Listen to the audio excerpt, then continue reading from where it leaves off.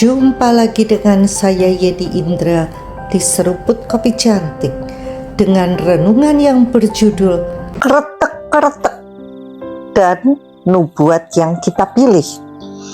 Cuplikan yang dikirim Profesor Edi Juwito sangat manis dan reflektif. Suatu pagi yang cerah di Jakarta, di sebuah kafe kecil beraroma kenangan, 4 sahabat lanjut usia duduk melingkar. Secangkir kopi mengepul di tangan masing-masing, hangat mengisi jeda obrolan pagi. Bu Lisa menyentuh pipinya sambil terkekeh. Duh, kerutan di wajah saya ini seperti peta dunia. Kalau ditarik garisnya bisa sampai ke Eropa. Pak Budi ikut tertawa, hahaha, lalu menepuk lututnya. Kamu tetap cantik, Lis.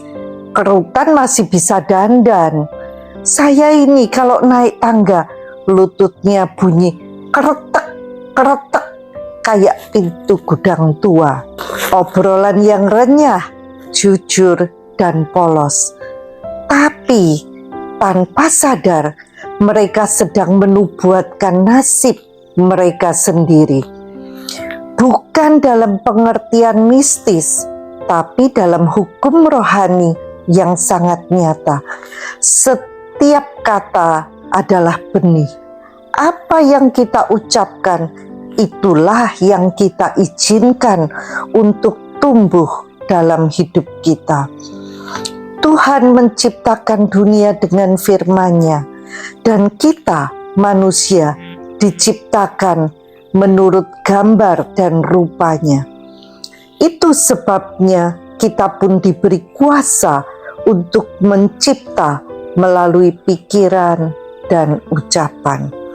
Seperti orang berpikir dalam hatinya, demikianlah ia.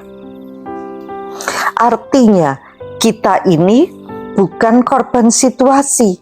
Kita punya kehendak bebas, diberi hak untuk memilih apa yang kita pikirkan, apa yang kita ucapkan, dan akhirnya apa yang kita alami. Ayub pernah berkata, apabila engkau memutuskan berbuat sesuatu, maka akan tercapai maksudmu dan cahaya terang menyinari jalan-jalanmu. Jadi, bukan menunggu nasib, tetapi kita yang memutuskan, kita yang memilih, dan keputusan itu dibuktikan melalui ucapan kita. Saat seseorang sedang sakit, lalu berdoa minta kesembuhan dan percaya bahwa Tuhan sudah menjawab. Tetapi setelah itu dia berkata, kayaknya makin parah deh. Maka sesungguhnya dia sedang membatalkan doanya sendiri.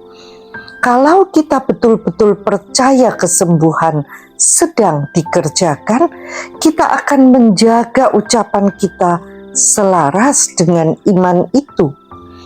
Bukan munafik atau sok kuat, tetapi memilih untuk berkata sesuai kebenaran, bukan sesuai gejala. Karena lidah kita sedang mengarahkan kemana hidup kita bergerak. Hal itu juga berlaku dalam kasih yang sejati, kasih ilahi, juga bukan soal perasaan, tetapi soal keputusan. Kita yang memilih untuk mengasihi, bahkan saat emosi sedang tidak sejalan. Karena kasih ilahi bukan berdasarkan perlakuan orang, melainkan berdasarkan Tuhan yang menjadi sumbernya.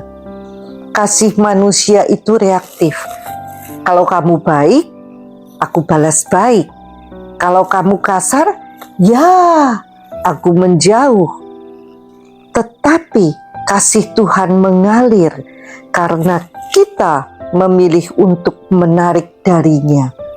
Bukan karena orang lain layak, tetapi karena Tuhan baik. Sama seperti kuasa perkataan, kasih pun harus dipilih dulu, baru kemudian kita bisa merasakannya.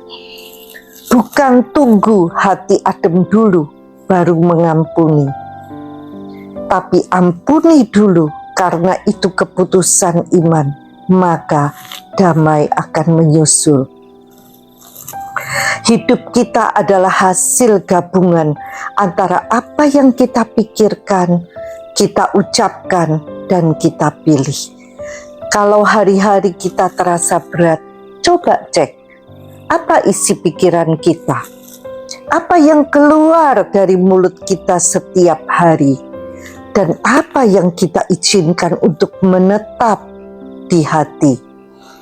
Kita tidak bisa mengontrol semua situasi, tapi kita bisa mengontrol respons kita.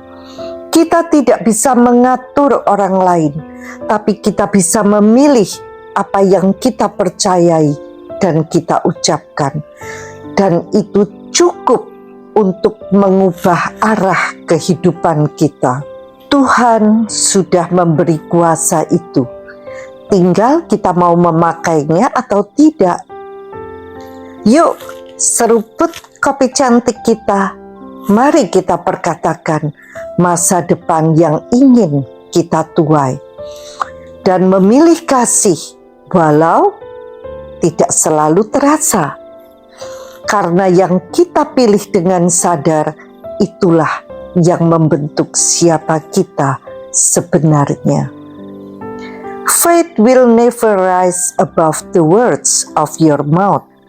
Quote dari Kenneth Hagin. Iman tidak akan pernah melampaui kata-kata yang keluar dari mulutmu. Tuhan sudah memberi kuasa dalam pikiran dan perkataan kita.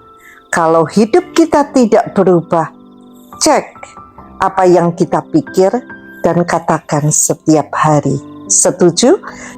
Sampai jumpa di episode berikutnya bersama Yeni Indra di Seruput Kopi Cantik. Tuhan memberkati.